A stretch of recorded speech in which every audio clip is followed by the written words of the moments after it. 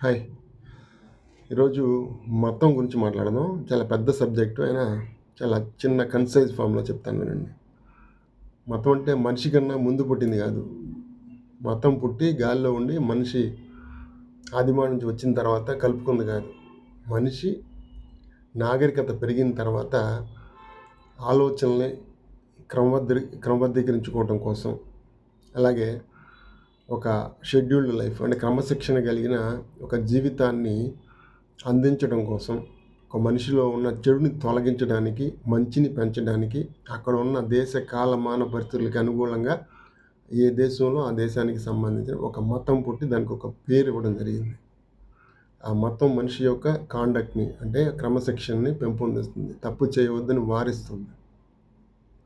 అలాగే సమాజానికి ఉపయోగపడే విధంగా కోపాన్ని ఎలా తట్టుకోవాలి, ఒక అసహనాన్ని ఎలా జయించాలి, ఒక బాధ కలిగినప్పుడు ఎవరితో పంచుకోవాలి, మీకు ఆనందం కలిగినప్పుడు ఎవరితో పంచుకోవాలి, అట్లాగే మీకు దొరికిన దాన్ని పక్కన వాడికి కూడా ఎలా అందించాలి అని దానికి సంబంధించినట్లు ఒక ఆచారాలు, సాంప్రదాయాలు, కట్టుబాట్లు ఏర్పాటు చేసింది.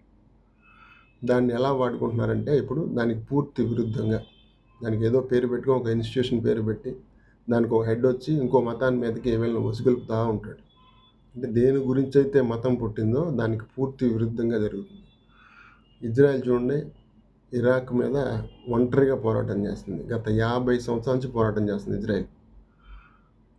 ఇజ్రాయిల్ ఎందుకు పోరాటం చేస్తుందంటే ఇరాన్‌కి ఫస్ట్ బాంబు తయారు చేయగానే ఫస్ట్ తీసుకెళ్ళి వాళ్ళ మీద వేసింది. భస్మీపట్నం అయిపోద్ది దేశం. మన మన తెలుగు రాష్ట్రాల్లో 2, 3 జిల్లాలు ఎంత ఉంటుందో అంతే ఉంటుంది. 50 సంవత్సరాల నుంచి 8 దేశాలతో కంటిన్యూషన్‌గా పోరాటం. మతం పేరు మీద ఏదైతే జరుగుతుందో దాన్ని అడ్డుకోవడానికి పూర్తిగా ప్రయత్నం చేస్తుంది. వాడు ఇజ్రాయెల్ అయిపోయిన తర్వాత ఏం చేస్తాడు, మన పక్క దేశంలో అన్న నాకు కూడా కొంచెం ఒక చిన్న బాంబు ఇవ్వన్నా అంటాడు. ఈ పాకిస్తాను ఈ అణుబాంబును తీసుకుంటానికి వాళ్ళ శక్తి సరిపోలే.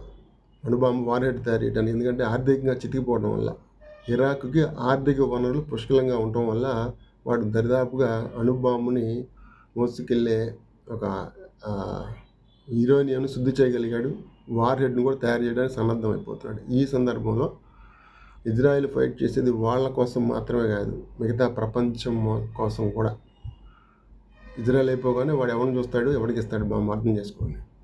కాబట్టి మతం అనేది మనిషిని ఏమాత్రం ఇప్పుడు ఉన్న పరిస్థితుల్లో ఉపయోగం లేకుండా పూర్తి విరుద్ధంగా, వర్గ వైషమ్యాలు పెంచే విధంగా, దేశాలని క్రియేట్ చేసే విధంగా అన్ని రకాలుగా మనం దాన్ని పూర్తిగా పాడు చేసుకున్నాం.